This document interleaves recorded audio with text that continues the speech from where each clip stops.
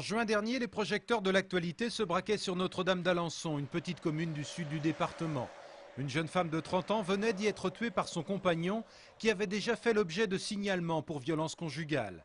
Ce fait divers, même s'il reste exceptionnel, montre que cette triste réalité n'épargne personne. Cette évidence a été rappelée aujourd'hui à Angers à l'occasion de la Journée internationale pour l'élimination de la violence à l'égard des femmes. Marc Cabane, le préfet, avait réuni autour de lui toutes celles et ceux qui luttent contre ce fléau. Un fléau qui touche aussi notre département avec 493 faits de violence recensés en 2005, 607 en 2007 et 570 pour les 10 premiers mois de cette année.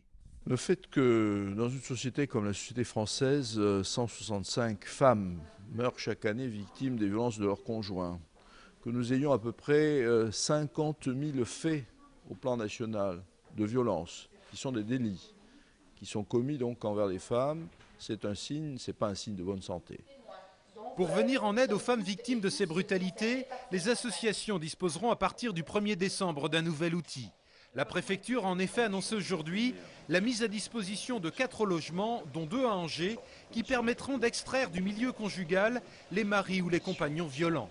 Ça change tout pour les victimes, à savoir qu'effectivement jusqu'à présent, victimes de violences conjugales, elles étaient obligées de partir du domicile avec leurs enfants, avec tout ce qu'il peut y avoir comme précarité derrière, comme souffrance.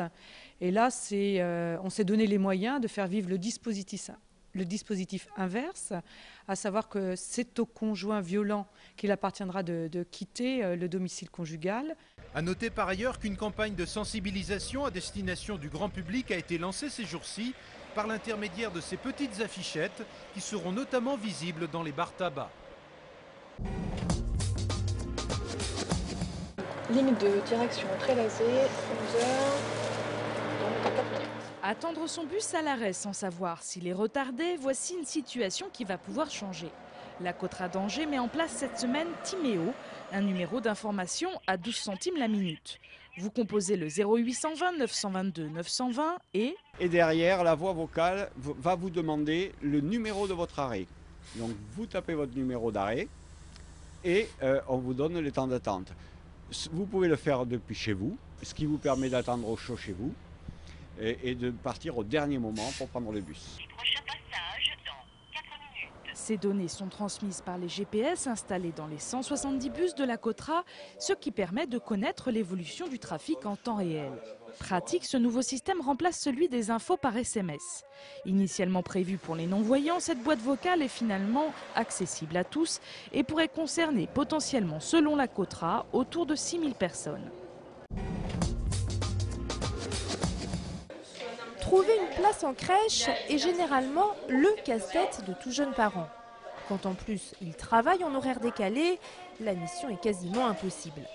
Bonne nouvelle, à Angers il existe désormais une crèche qui s'adapte aux emplois du temps des parents.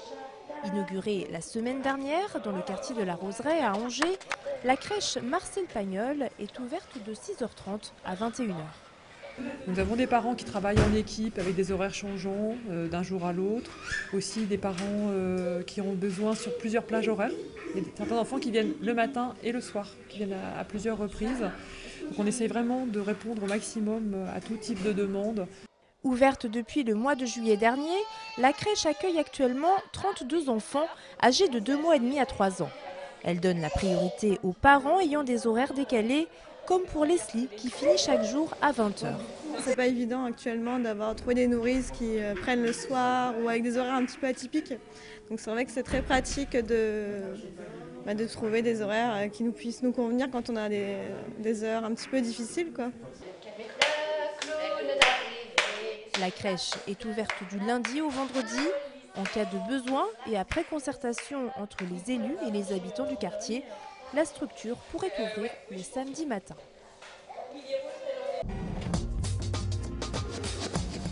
Je fais le serment de remplir avec conscience, honnêteté et probité les fonctions qui me seront confiées. Le saviez-vous, chaque personne intégrant la Poste se doit de prêter serment. C'est une tradition presque aussi vieille que l'institution elle-même et qui est remise en ce moment au goût du jour. C'est à la fois symbolique et c'est à la fois aussi tout le reflet de l'entreprise, je pense. C'est l'attachement de tous les postiers et les postières à ses valeurs, à sa culture, à ses missions de service public, tout en étant aussi le symbole de notre attachement à la qualité et à la confidentialité de ce que nous distribuons au quotidien. Je m'engage. Cette semaine, ce sont 14 nouveaux jeunes facteurs du département qui se sont ainsi engagés en signant leur prestation de serment. Sélectionnés parmi 100 candidats, ces apprentis suivront pendant 6 mois une formation en alternance entre la Poste et le Greta Angers-Segré. S'ils remplissent les conditions requises, leur contrat de professionnalisation leur permettra d'obtenir un contrat à durée indéterminée. On découvre beaucoup de choses, c'est très intéressant, instructif. C'est une soirée qui a toujours beaucoup de succès et la tendance ne s'est pas démentie hier soir au Festival du Scoop à Angers. Au programme, la projection au centre de congrès de 10 documentaires soumis à la fin au vote du public. D'un côté du bar, les Chinois. De l'autre côté, les Tibétains. Est-ce que vous aimez en général dans les documentaires?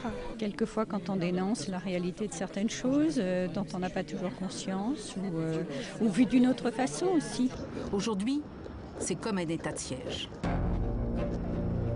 Nous ne devrions pas être là ce soir et tourner les images que vous allez voir. Les reportages proviennent d'agences de presse, de journalistes de chaînes nationales ou de journalistes indépendants. Parmi les sujets traités, des thèmes de société qui ont marqué l'actualité de l'année à travers le monde. Toute personne qui a un visa pour le Tibet doit obligatoirement être accompagnée tout au long de son séjour.